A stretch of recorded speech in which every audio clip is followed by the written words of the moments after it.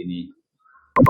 Dan sebenarnya lah karunia yang telah Allah SWT berikan kepada kita ini adalah sedemikian banyaknya, ya, dan kita sedemikian terbatasnya untuk dapat mengenali seluruh nikmat yang telah Allah berikan, sehingga tidaklah mungkin ya kita dapat menghitungnya, karena kita pun hanya dapat mengetahui sebagian saja dari nikmat yang telah Allah kurniakan itu.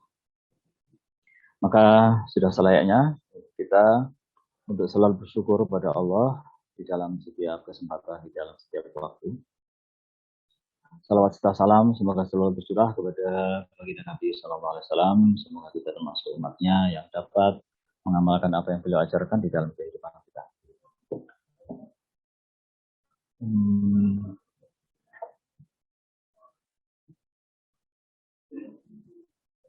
Ya, saya lihat di sini ini ada 18 peserta ya, termasuk saya, dua perangkat. Ya, bagaimana kabarnya semua? Ya, harus semuanya sehat-sehat ya. Alhamdulillah sehat, Pak. Ya, semua ya.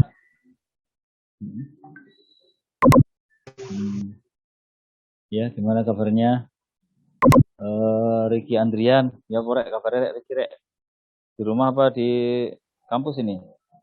Di rumah, Pak. Alhamdulillah sehat. Oh, bukan di kos-kosan ya? Di rumah, Pak.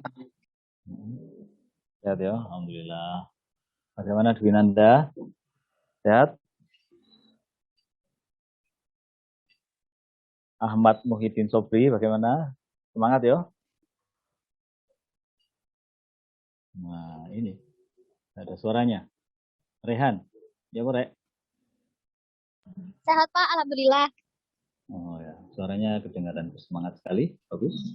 Syahrul Ramadhani, ya apa kabar?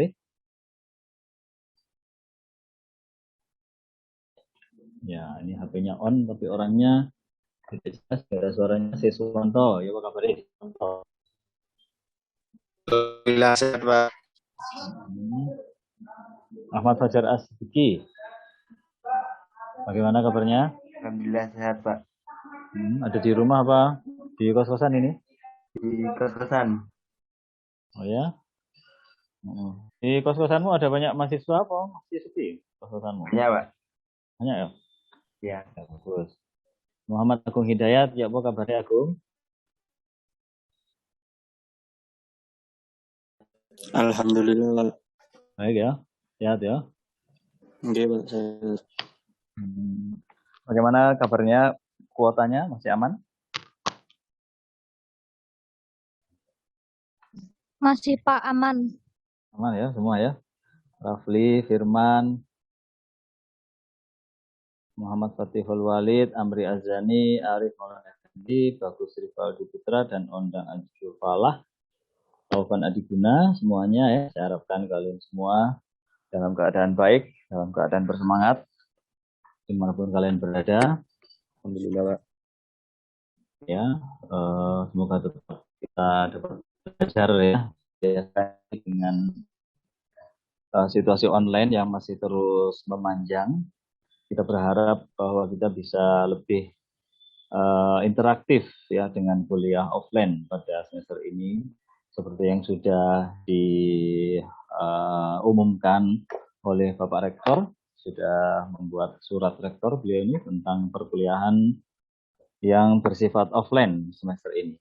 Tetapi ternyata ya demikianlah yang terjadi, situasi pandemi masih belum berakhir sehingga kita harus kembali online. Saya harap kalian tetap bisa belajar dengan baik ya, dan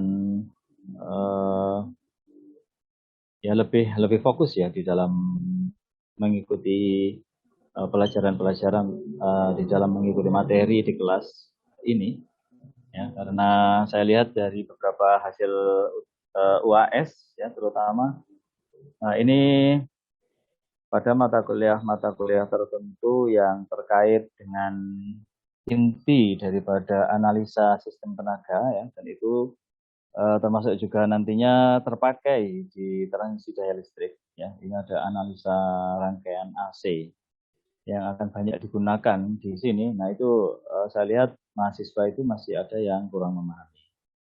Ya, karena itu kalau saya menyampaikan ini ya materi transmisi daya listrik, maka saya akan selalu memberikan kesempatan bertanya. Saya harap kesempatan itu dimanfaatkan ya. Silakan kalian bertanya, kalau nggak ngerti terserah, walaupun di bagian manapun ya mengenai analisis transmisi daya listrik atau analisis rangkaian AC, rangkaian arus bolak-balik, silakan kalian bertanya.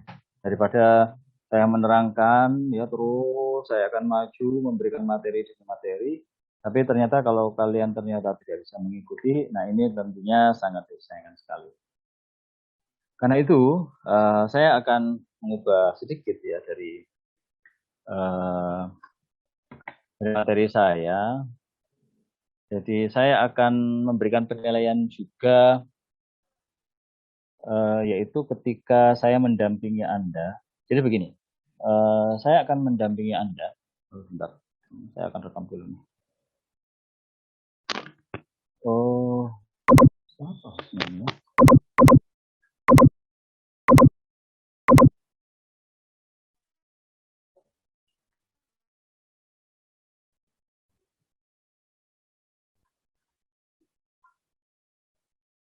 Ya, jadi tugas-tugas itu yang biasanya saya serahkan ya kepada Anda untuk mengerjakan di rumah atau mengerjakan bersama dengan kawan-kawan. Ya, pada kuliah yang kali ini maka saya akan memberikan pendampingan. Ya, jadi saya akan mendampingi dan juga saya akan memberikan penilaian. Ya, karena pada saat Anda mengerjakan tugas itu, saya akan bisa melihat kira-kira motivasi Anda untuk mengerjakan bagaimana, kemudian pemahaman Anda mengenai tugas yang diberikan dan kesungguhan untuk mengerjakan itu bisa dinilai dari sana. Mungkin minimal satu kali ya, harapan saya bisa 2 kali. Pertemuan kita itu adalah pendampingan untuk mengerjakan tugas. Dari situ saya akan bisa melihat bagaimana Anda bersungguh-sungguhkah untuk mengerjakan materi, mengerjakan tugas-tugas ya.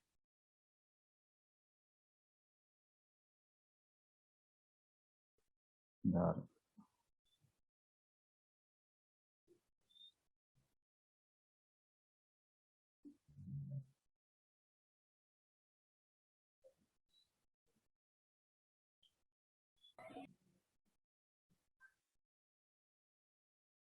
Ya, jadi begitu. Silakan Anda mempersiapkan ya kalau tugas. Nanti akan termasuk juga melihat kepada kesungguhan Anda. Jadi kalau misalkan Anda tidak paham ya, Anda kan harus bertanya gitu ya. Nah, kalau Anda masih ada pertanyaan itu saya akan memberikan nilai plus ya. Ya, ketika Anda bertanya. Tapi kalau Anda tidak bertanya, maka tidak ada nilai plus tersebut. Dan juga kalau Anda mengerjakan tugasnya, ya itu nanti juga ada nilai lagi. Dan kalau Anda tidak mengerjakan sampai dengan waktunya pendampingan, ya, maka itu Anda tidak mendapatkan nilai plus. Nah, jadi silakan kalau ada tugas harap dikerjakan dengan baik dan nanti akan saya dampingi. Sambil saya mendampingi, saya akan memberikan penilaian sejauh mana Anda memahami materi terkait dengan tugas tersebut dan juga sejauh mana Anda bersungguh-sungguh di dalam mengerjakan atau berusaha untuk menyelesaikan tugasnya.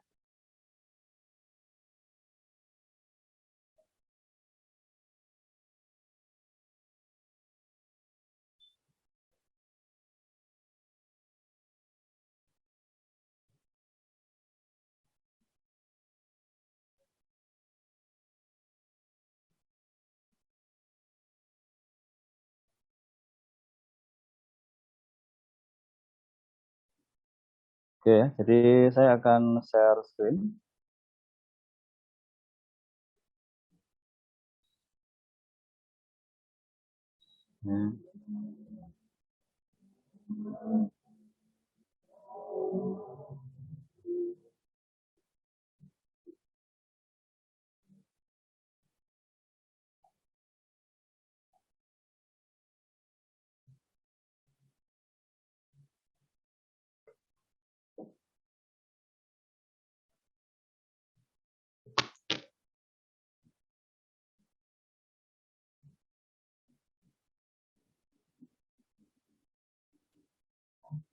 Jadi materi kita adalah mengenai saluran transmisi transmisi daya elektrik ya. Sebetulnya materi kita ini adalah mengenai transmisi daya elektrik. Dan ini adalah merupakan bagian dari topik analisis sistem daya atau analisis sistem tenaga sama ya.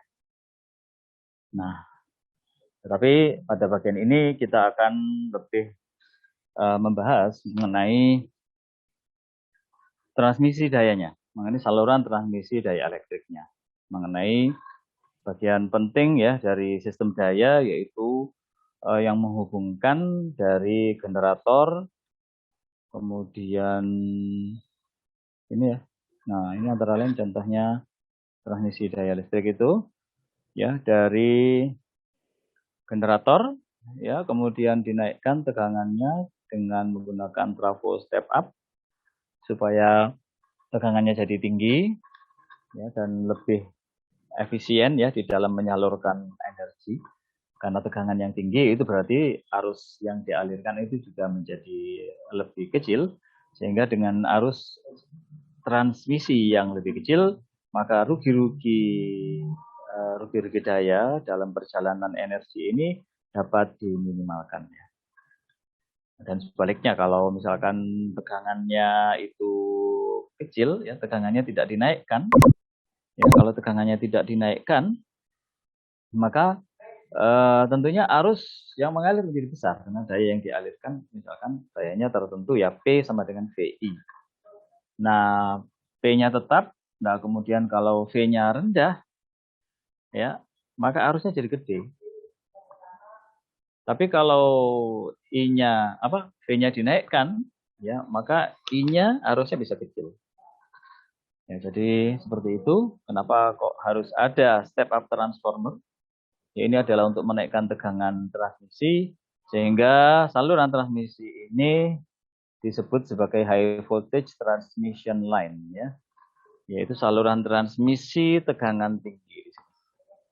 Karena dia tegangannya tinggi maka dia harus diamankan ya, jangan sampai membahayakan kepada lingkungan sekitarnya, baik kepada manusia, binatang atau yang lain-lain begitu ya, sehingga dia harus diamankan ya. Salah satu caranya adalah dengan meninggikan saluran transmisi ini dengan tower-tower sehingga ada jarak ya, dan dapat dikatakan isolator udara ya antara saluran transmisi ini dengan orang-orang di sekitarnya. Ada isolator berupa udara.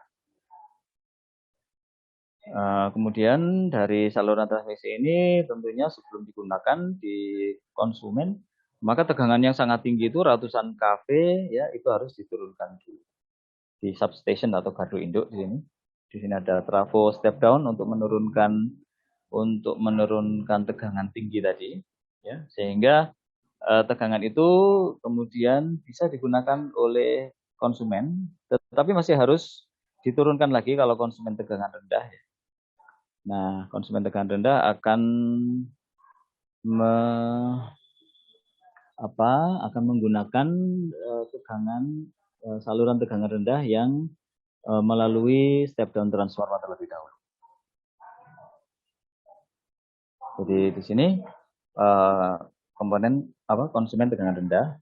Kalau konsumennya itu industri, maka dia mungkin langsung ya dari substation, dari gardu induk ini langsung masuk ke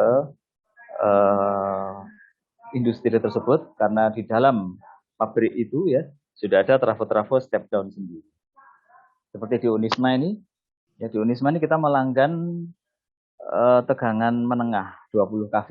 Ya. Karena di Unisma itu kita punya trafo sendiri yang menurunkan tegangan 20 kV menjadi tegangan rendah, menjadi 220, 380. Ya, jadi kita tidak melanggan tegangan rendah dari PLN, tapi kita melanggan tegangan menengah 20 kV. Itu setelah dari gardu induk atau substation ini. Ya, jadi itu sekilas mengenai saluran transmisi ya, saluran transmisi. Nah, materi kita adalah seperti apa yang ada di buku ini. Ya. Pada buku ini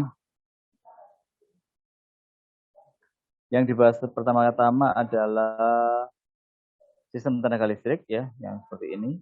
Ya, kita punya sistem tenaga listrik sedikit berbeda, ya, terutama mengenai standar tegangan transmisinya. Ya, ini mungkin kalau di negara-negara lain ada standar sendiri berapa ratus kV begitu ya. Kalau di Indonesia itu standar tegangannya tidak sama. Kemudian kita berbicara tentang saluran transmisi tenaga listrik secara umum, ya, pada bab berikutnya. Ya, jadi ada beberapa macam hubungan saluran. Ya, ada saluran transmisi sistem radial, ya, garis gitu ya, seperti akar pohon gitu ya, atau seperti batang pohon yang bercabang-cabang, ya, batang pohon yang utama ya, itu kemudian bercabang ke kanan ke kiri dan itu di sana bercabang lagi begitu ya. Nah, itu disebut sistem radial. Nah, ada lagi saluran transmisi sistem ring atau sistem gelang begitu ya. Sistem ring. Jadi di sini ada ketersambungan antara ujung saluran transmisi yang satu dengan ujung yang lain, ya, sehingga membentuk rangkaian tertutup, ya, seperti cincin gitu kan, dia merupakan seperti lingkaran yang tertutup, ya. Jadi ini disebut sistem ring. Nah, kemudian ada lagi sistem interkoneksi, ya, di mana saluran transmisi ini sebetulnya ada banyak saluran transmisi dalam sistem tersebut dan mereka saling terhubung satu dengan yang lain. Ini disebut sistem interkoneksi. Seperti misalnya saja kita tahu sistem seperti ini ada di Jawa Bali, Jawa, Madura, Bali ya kalau sekarang. Jadi itu banyak pembangkit di dalam sistem interkoneksi itu yang terpisah ya, sudah bisa pada jarak ratusan kilometer itu antara pembangkit satu dengan pembangkit yang lain. Nah, dan mereka semua terhubung, ya. Semua terhubung. Dan ini disebut sebagai sistem interkoneksi. Dan ada beberapa hal lagi tentang sistem tegangan ya, besarnya tegangan transmisi. Kenapa kita harus menggunakan tegangan tinggi dan tegangan tinggi itu berapa ratus kV begitu ya. Nah, itu semuanya dibahas pada ini bab 1 ya, sistem tenaga listrik. Nah, bab 2 kita sudah lebih fokus pada saluran transmisinya. Oh, bentar. Ke bab 3 ya, yang tadi itu bab 2 sudah. Mengenai bab 3 itu sudah fokus pada peralatannya, peralatan saluran transmisi udara. Ya. Kita di sini tidak membahas peralatan apa? Kita tidak membahas mengenai saluran transmisi yang lain. Yang sebetulnya selain saluran transmisi udara, ada lagi saluran transmisi yang modelnya lain. Ada yang tahu barangkali? Saluran transmisi selain saluran transmisi udara itu saluran transmisi apa? Tanah, Pak. Yang di bawah tanah, Pak. Yang di bawah tanah. Fiber optik. Fiber optik. Ada lagi yang lain? Masih ada lagi itu yang belum disebutkan.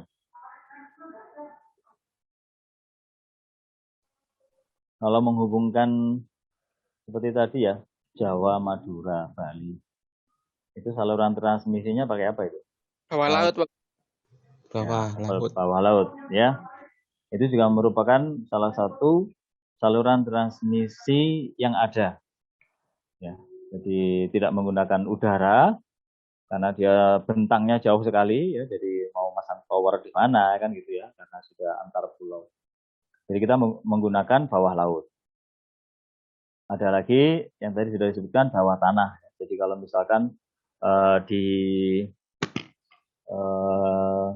daerah-daerah yang apa mementingkan keamanan ya, mementingkan keamanan dan juga mementingkan daripada estetika ya, atau kerapian dari lingkungan, itu kadang saluran transmisi bawah tanah itu digunakan. Jadi saluran transmisinya dipendam gitu ya di bawah tanah. Tapi kalau fiber optik bukan. Kalau fiber optik itu adalah transmisi data. Ya. Kalau ini yang kita bicarakan adalah transmisi daya listrik yang akan membawa elektron-elektron ya untuk ditransmisikan atau dikirimkan dalam jumlah yang sangat besar ya dari satu tempat ke tempat yang lain yang mungkin jaraknya ratusan kilometer. Jadi transmisinya adalah di sini adalah transmisi energi listrik. Nah, kalau transmisi data ya itu memang fiber optik ya dan bisa dalam jarak yang jauh dan dengan kecepatan yang tinggi. Nah, jadi kita akan membahas saluran transmisi ini ya mengenai kawatnya, mengenai isolatornya. Nah, ini ada isolatornya, kenapa tidak harus menggunakan isolator ya. Kemudian ada menara transmisi atau towernya itu juga macam-macam seperti ini. Nah, kemudian setelah kita membicarakan mengenai berbagai macam peralatan, ya ini adalah sebagai pengetahuan saja, karena inti daripada mata kuliah ini adalah pada analisisnya, ya supaya kita dapat melakukan beberapa perhitungan mengenai saluran transmisi, ya maka kita perlu mempelajari parameter saluran transmisi.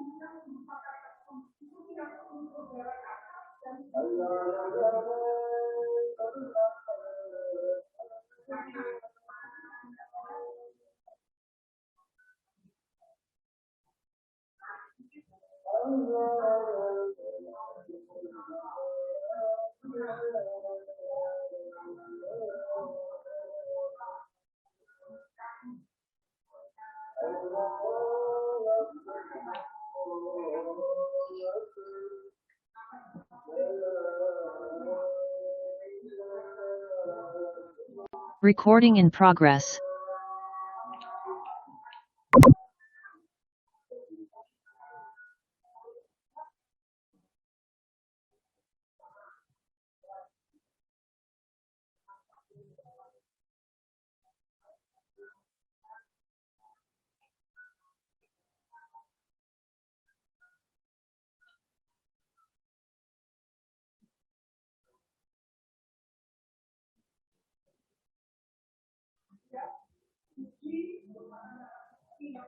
Oke, kita lanjutkan ya.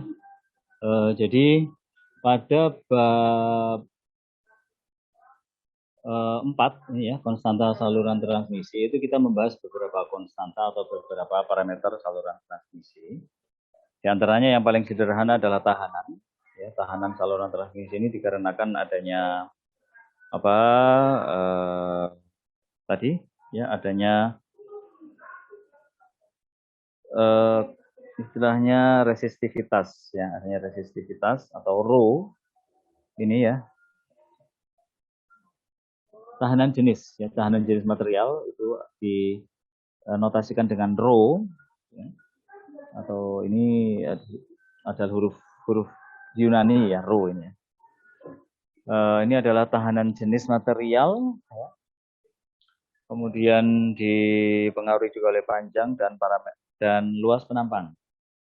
Itu menyebabkan saluran transmisi memiliki tahanan tertentu yang menyebabkan terjadinya rugi-rugi I kuadrat R yang tadi, ya. Jadi makin besar arus, ya, dia melalui saluran transmisi yang memiliki tahanan, maka terjadilah rugi, ya, rugi transmisi, yaitu I kuadrat kali R.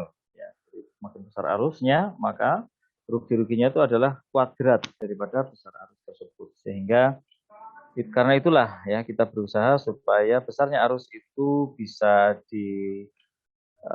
minimalisir, ya, nilai arus itu bisa dikecilkan, ya, sehingga rugi setelah ngisi I kuadrat R itu bisa lebih minimal, ya. Jadi ini mengenai tahanan, kemudian parameter saluran transmisi yang lain adalah induktansi. Dan ini induktansi ini justru merupakan parameter saluran transmisi yang paling dominan, ya, yang paling dominan. Kalau Anda masih ingat mata kuliah AST 1, ya, kita memodelkan sebuah sistem daya, ya, misalkan ada 4 bus gitu, ya. Maka antara satu bus dengan bus yang lain itu terhubung, ya. Terhubung, dan ini yang menghubungkan satu bus dengan bus lainnya adalah saluran transmisi. Ya, dalam saluran transmisi itu seperti yang bisa kita lihat pada bukunya Hadis Adat, ya. Di dalam buku Hadis Adat ini juga sebetulnya sudah ada mengenai saluran transmisi, ya.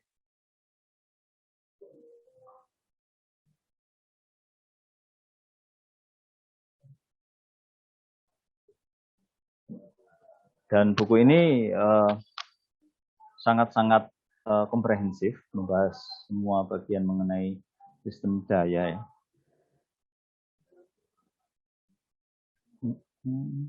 Oke, bukan yang ini.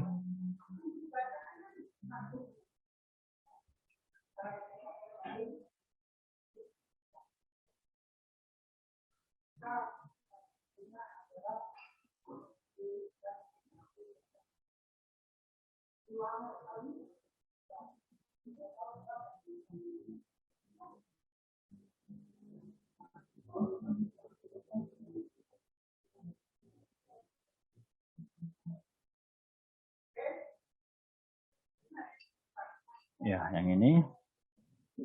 Nah, di sini juga dibahas mengenai saluran transmisi, ya, pada bukunya Hadis Adat ini. Kita menggunakan buku ini untuk mempelajari analisis sistem tenaga, ya, mata kuliah analisis sistem tenaga. Nah, di sini juga dibicarakan mengenai induktansi dan lain sebagainya. Dan yang sudah kita pelajari itu adalah power flow analysis, ya, power flow analysis, di mana kita memodelkan seperti ini, ya. Nah, ini ada misalkan 4 bus, ya, yang terhubung. Ini adalah bus yang memiliki generator, ini juga ada generatornya. Nah, kalian perhatikan juga bus 1 dan 2 itu, ya, yang ada generatornya, dan ada bus 3 dan ada bus 4 yang tidak memiliki generator. Maka kita lihat di sini ini antara satu bus dengan bus yang lain itu terhubung, ya. Nah, terhubungnya itu dengan apa? Lihat ini hanyalah bagian kompleks, ya. Ini adalah J0,4. Berarti ini apa ini? Ini adalah induktansi, ya. Ini adalah induktansi. Resistansinya berapa? Resistansinya ada, tetapi diabaikan karena nilainya kurang signifikan.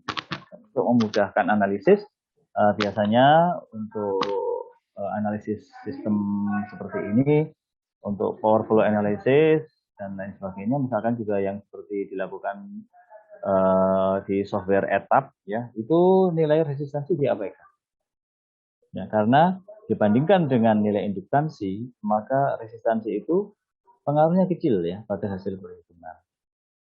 Nah, sehingga kita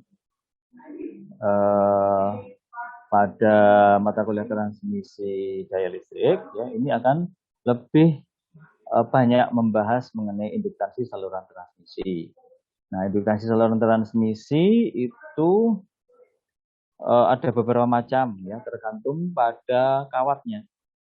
Ada kawat kejal, kawat yang sangat sederhana, ya, kawat padat begitu. Ada yang ini misalkan pengantar padat, ya. Ada lagi yang kawat istilahnya apa? Kawat berpilin, ya. Oh, ini juga ini 3 fasa, ya, kawatnya 3 fasa. Kemudian ada yang kawat berlilit, bukan kawat berpilin tapi kawat berlilit. Nah, ini induktansinya berbeda lagi karena dia ada lilitan di kawat itu yang dikarenakan kawatnya itu dililit begitu, ya. Jadi terdiri dari banyak kawat-kawat kecil yang dililit. Nah, itu induktansinya beda lagi, ya. Kemudian ada pengantar berkas, ya, ini induktansinya beda lagi, rumusnya lain. Sehingga di sini nih kita melihat bahwa induktansi dibahas cukup panjang, ya, karena memang nilai induktansi dari kawat transmisi, dari saluran transmisi itu berbeda untuk setiap bentuk kawatnya, untuk setiap bentuk salurannya. Nah, kemudian ini kita juga membahas mengenai kapasitansi saluran, ya. Kapasitansi saluran itu biasa didekati, ya, untuk saluran 3 fasa itu seperti ini, ya. Ini rumus kapasitansinya, ya. Itu mempertimbangkan GMG atau jarak rata-rata geometris, ya, rata-rata geometris dari saluran transmisi tersebut. Ya, kemudian ini kalau penghantarnya berkas maka rumusnya berbeda lagi. Nah, kalau sudah kita tahu besarnya induktansi dan kapasitansi, maka kita dapat menghitung reaktansi induktifnya, ya, yaitu XL itu sama dengan omega L atau 2πfL, di mana L sudah kita ketahui dari pembahasan sebelumnya tadi di atas, dan omega ini adalah sama dengan 2π. Ya, omega ini sama dengan 2π kali F. Omega adalah 2π kali F. F adalah frekuensi, Pi adalah pi radian, ya, 3,14 dikalikan dengan 2. Maka itulah nilainya reaktansi induktif. Dan kalau reaktansi kapasitif, kita sudah memperoleh nilai kapasitansi dalam bab yang di atasnya tadi, ya, pembahasan di atasnya tadi. Kemudian untuk menghitung reaktansi kapasitif, kita gunakan rumus ini. Reaktansi kapasitif ada XC itu sama dengan 1/omega C. Nah, omega adalah 2 kali Pi kali F, ya. Di sini dikalikan dengan C. Dari sini nanti kita dapat menghitung reaktansi kapasitifnya. Nah, nanti kita juga akan belajar pada beberapa soal, ya, dan soal-soal ini nanti juga akan ada yang dimodifikasi, dan nantinya ada tugas-tugas yang harus Anda kerjakan, ya, dan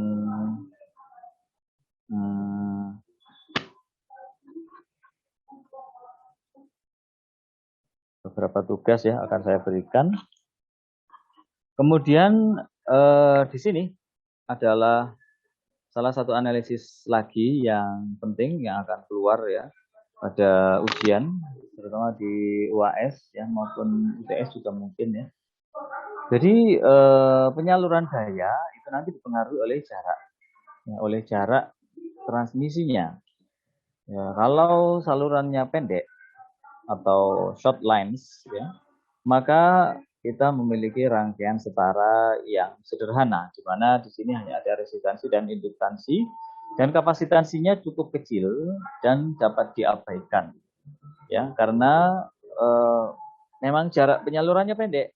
Karena jarak penyalurannya pendek, maka nilai kapasitansi itu sangat kecil sehingga dapat diabaikan. Dalam rangkaian ekivalen saluran transmisi yang jaraknya pendek, kita tidak melihat adanya kapasitansi.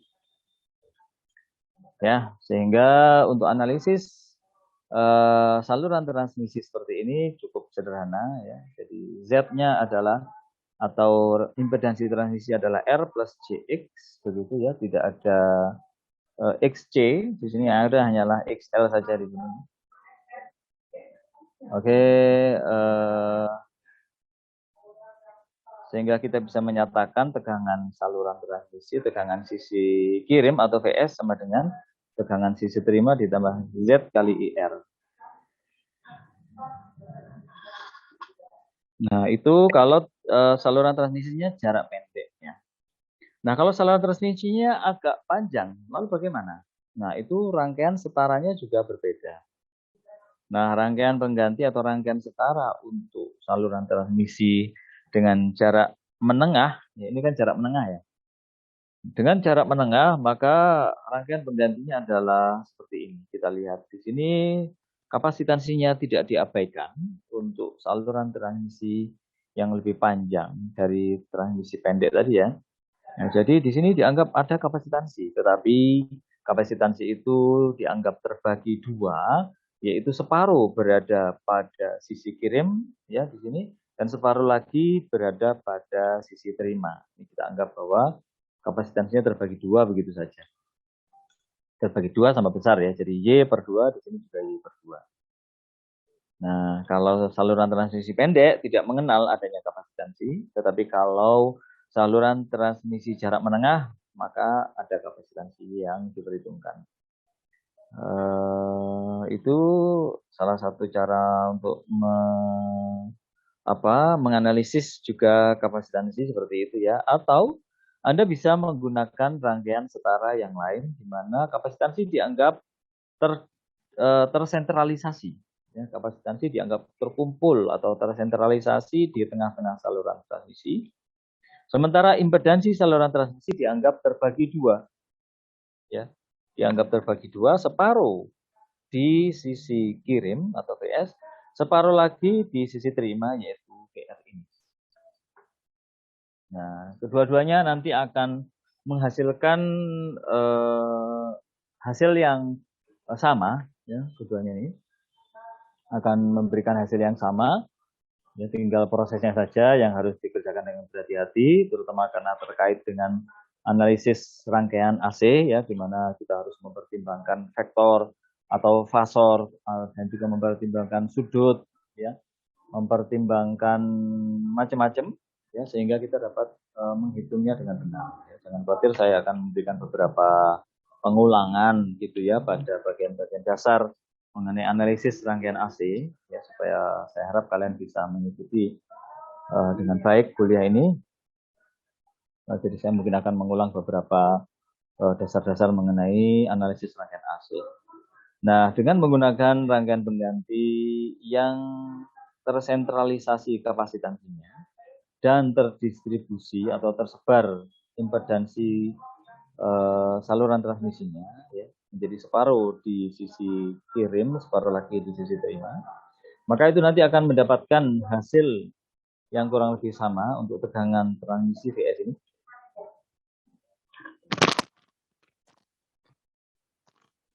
Ya, tegangan sisi kirim itu VS dan VR, tegangan sisi terima. Ini adalah perhitungannya. Ya. Nah, dari rangkaian nominal T, ini adalah rangkaian nominal T, ya, karena bentuknya seperti huruf T ya. Ya, karena impedansinya terbagi dua, ke sisi kirim separuh dan ke sisi terima separuh, sehingga membentuk seperti huruf T. Nah, jadi analisisnya nanti adalah mengikuti rumus ini.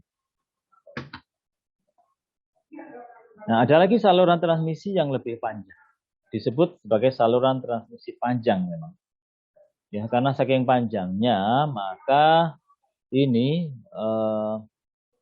rangkaiannya dapat diandaikan sebagai rangkaian dengan konstanta saluran yang terdistribusi. Jadi konstanta salurannya terdistribusi. Maksudnya apa? Maksudnya adalah resistansinya terdistribusi atau tersebar, ya.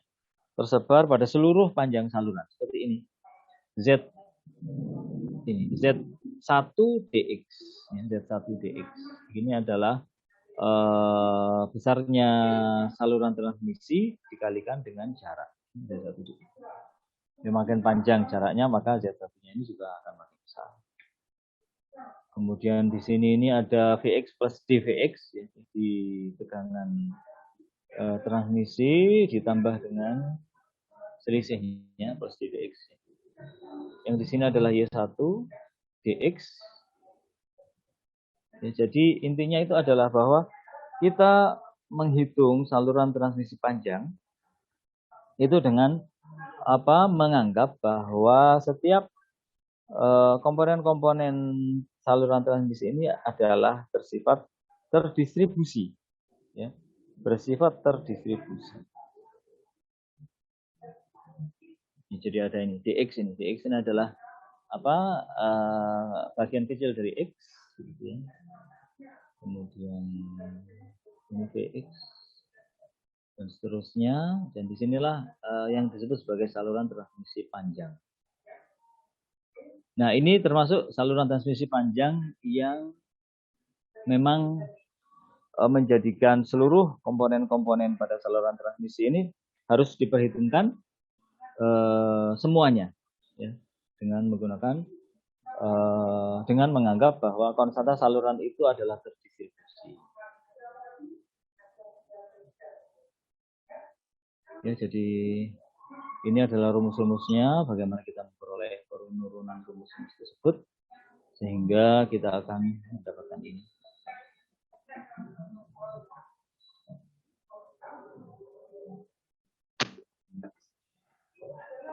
Ya. Itu adalah mengenai konstanta saluran transmisi. Itu sampai berapa itu? Tahanan saluran, indukansi saluran,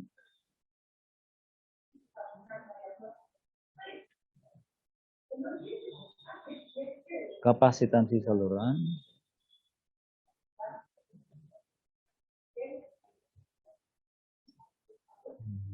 saluran adalah yang tadi. 25 karakteristik penyaluran gaya.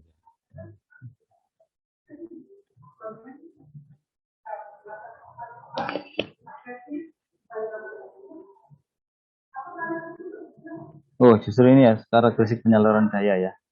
Kita membahas mengenai saluran transmisi pendek, saluran transmisi menengah, dan saluran transmisi panjang. Ya. Oke, dan panjang minimum saluran transmisi, itu juga sudah dibahas pada bab sebelumnya ya. Nah, cuman ini ditambahkan lagi ini ke buku ini. Panjang maksimum saluran transmisi juga kita lihat dengan panjang yang ada. Panjang maksimum ya. Kemudian 4 konstanta saluran panjang. Nah, ini ada kutub 4 ya, rangkaian kutub 4. Kita tidak membahasnya sampai terlalu detail ya, rangkaian kutub 4. Ya, jadi yang akan kita pelajari adalah yang tadi sudah saya terangkan, ya, ditambah dengan bahan-bahan mengenai dasar-dasar analisis rangkaian AC. Itu akan saya tambahkan pada pertemuan-pertemuan awal supaya kalian tidak bingung ya harapannya untuk memahami kuliah-kuliah yang berikutnya. Sampai sini mungkin ada yang ditanyakan?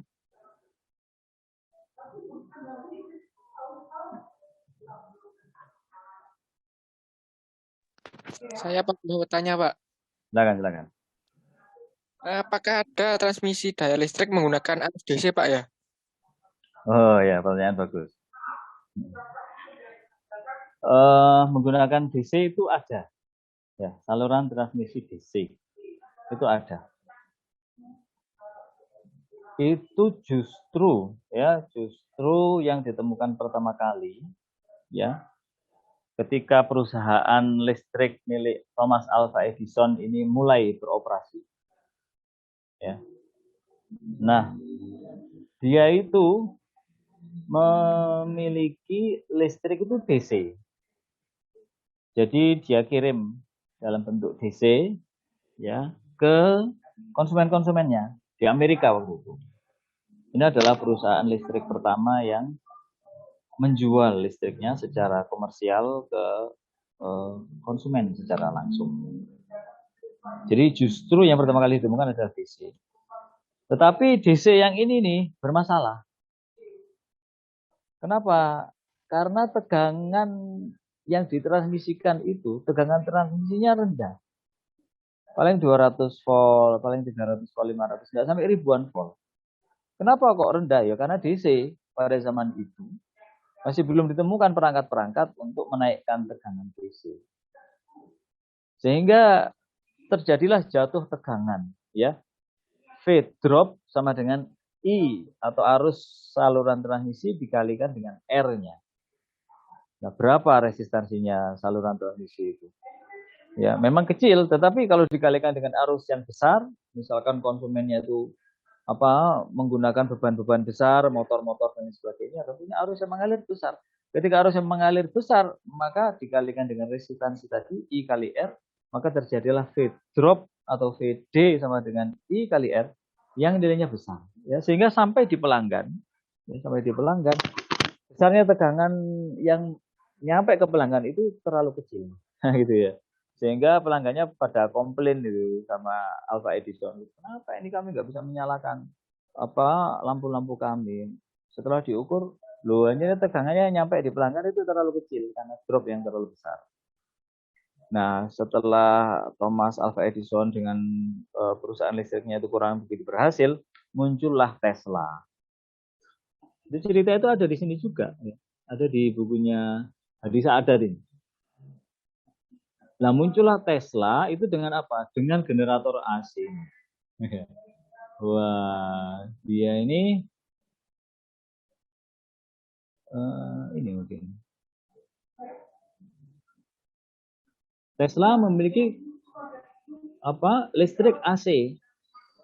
Nah, listrik AC yang dibangkitkan oleh Tesla ini ternyata kemudian nggak lama hampir bersamaan dengan penemuan transformator. Ya. Maka dengan adanya transformator, maka tegangan AC itu bisa dinaikkan. Ya.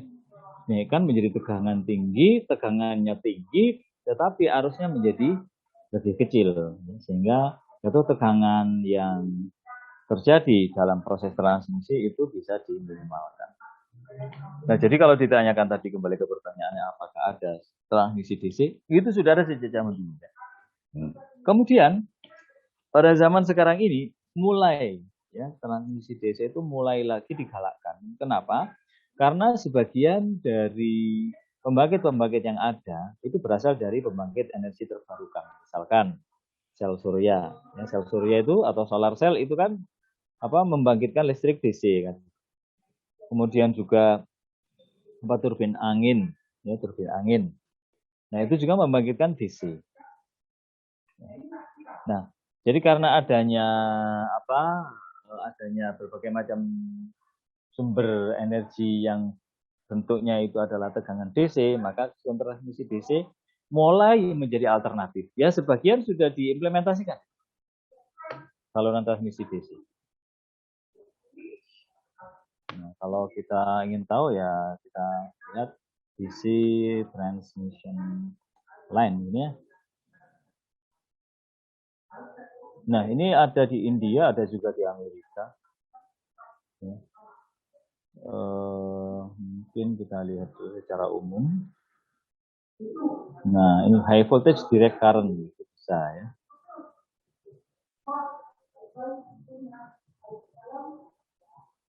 Jadi sudah mulai digunakan HVDC, high voltage direct current electric power transmission. Jadi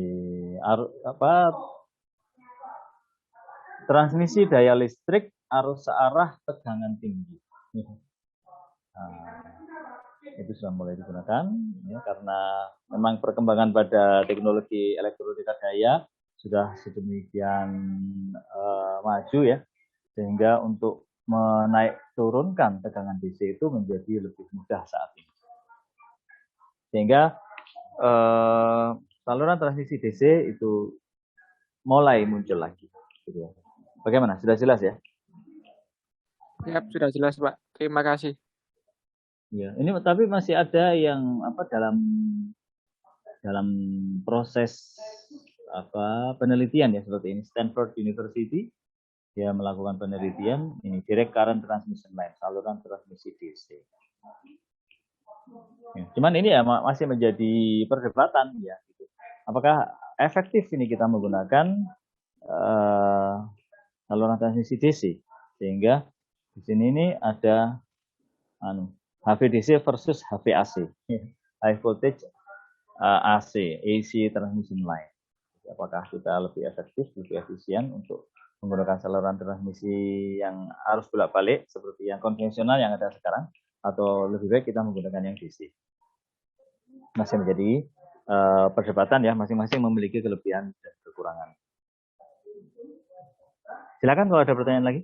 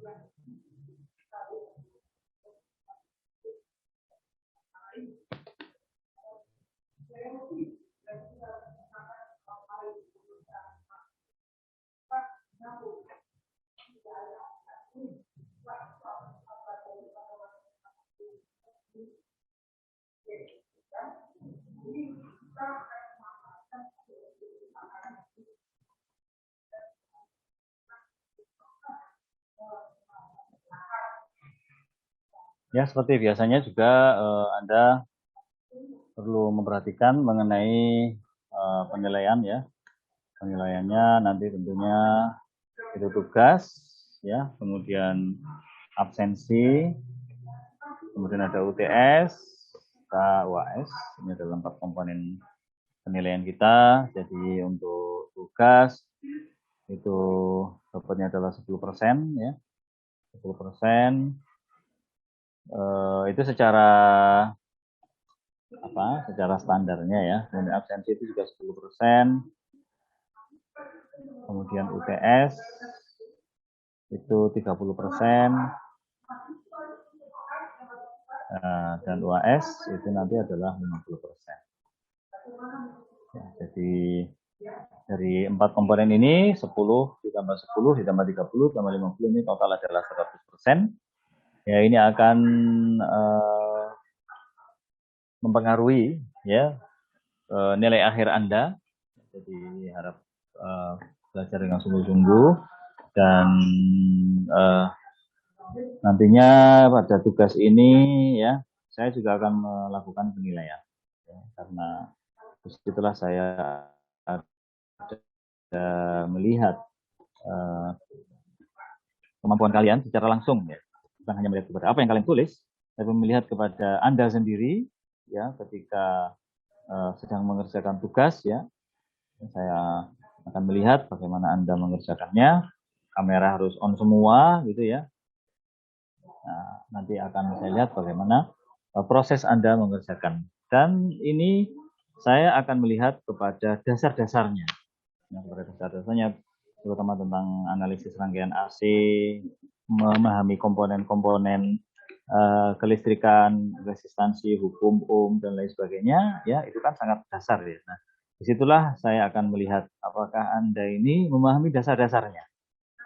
Nah, kalau dasar-dasar itu Anda memahami, ya tentunya nilainya plus. Kalau ternyata Anda kurang memahami atau kurang mengerti, nah itu nanti tentu saja Anda tidak akan mendapatkan nilai plus.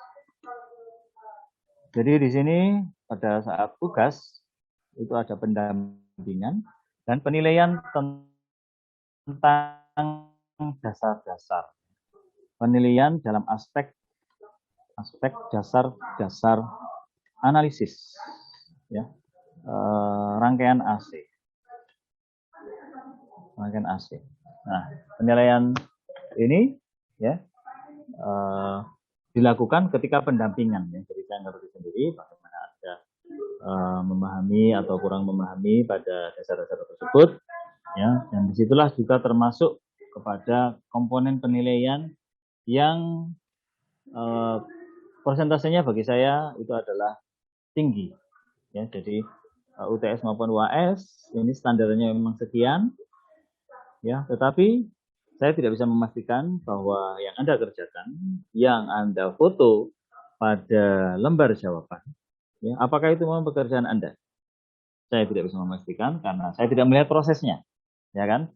Saya tidak melihat prosesnya, sehingga saya hanya melihat hasilnya.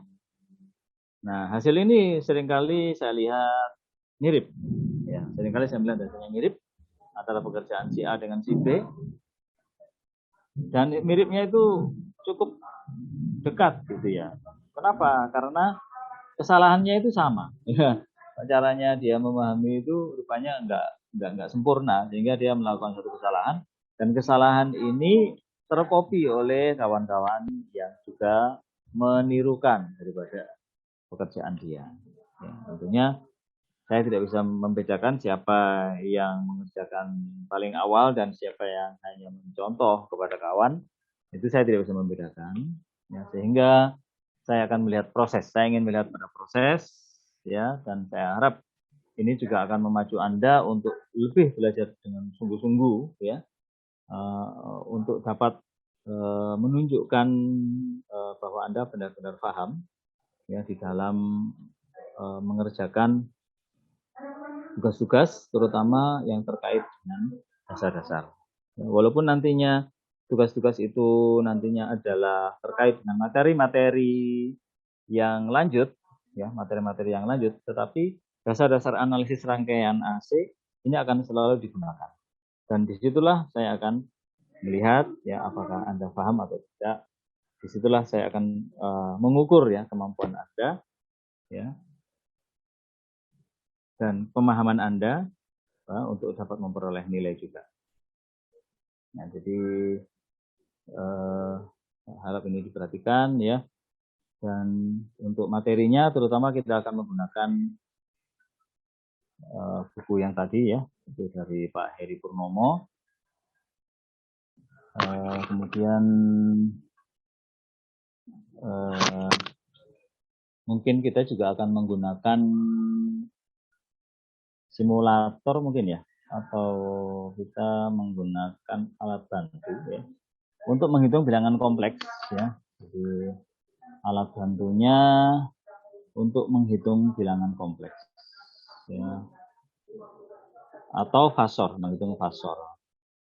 Nah, kita menggunakan MATLAB, ya, tetapi tidak harus menggunakan MATLAB, kita bisa menggunakan Octave online, ya, bisa menggunakan Octave yang online, sehingga Anda hanya memerlukan browser saja untuk dapat melakukan perhitungan-perhitungan bilangan kompleks, tidak perlu menggunakan MATLAB yang misalnya juga berat dan sebagainya, ya. Anda bisa menggunakan Octave online saja, karena kita tidak memerlukan fasilitas-fasilitas yang lain, ya, pada versinya MATLAB, yang kita hanya memerlukan kemampuan menghitungnya saja, terutama menghitung bilangan kompleks, dan kemampuan itu sudah terwakili dengan ini, ya, Octave online ini. Nah, jadi saya kira itu untuk pendahuluan, ya. Barangkali sebelum saya akhiri ada yang mau ditanya, silakan.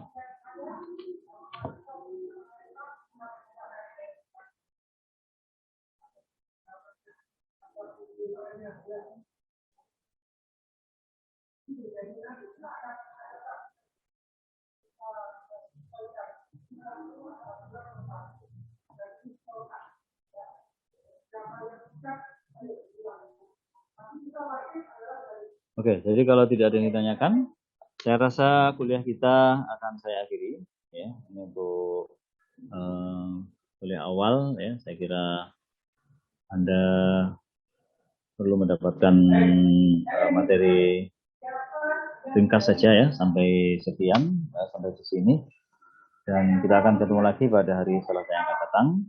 Saya berharap Anda semua tetap bersemangat, ya.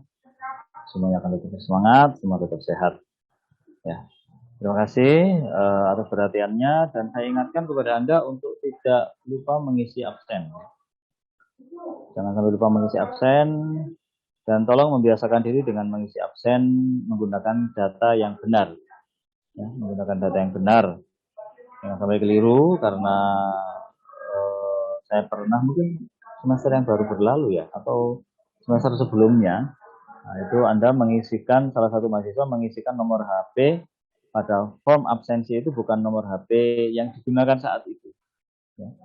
Rupanya dia lupa atau menggunakan automatic filling up itu ya, form itu ya, sehingga jadilah dia nomor HP-nya ganti, tapi data yang masuk di formulir absensi itu adalah nomor HP yang berbeda, nomor HP yang lama.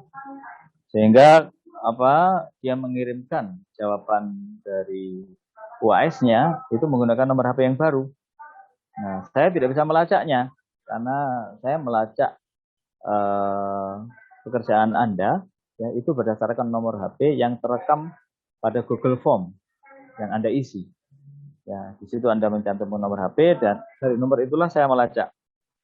Oh, ini ada nama ini ya, dia mengumpulkan UAS jam sekian, nomor HP-nya ini. Nah, saya melacaknya berdasarkan nomor itu.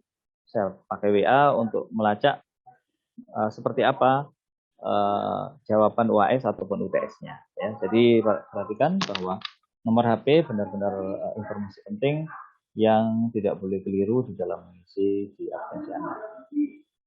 Nah, terima kasih atas perhatiannya. Kita akhiri bila saya. Assalamualaikum warahmatullahi wabarakatuh.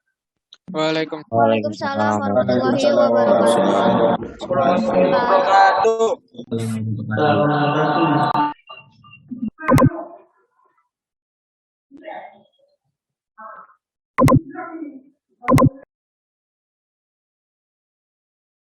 wabarakatuh.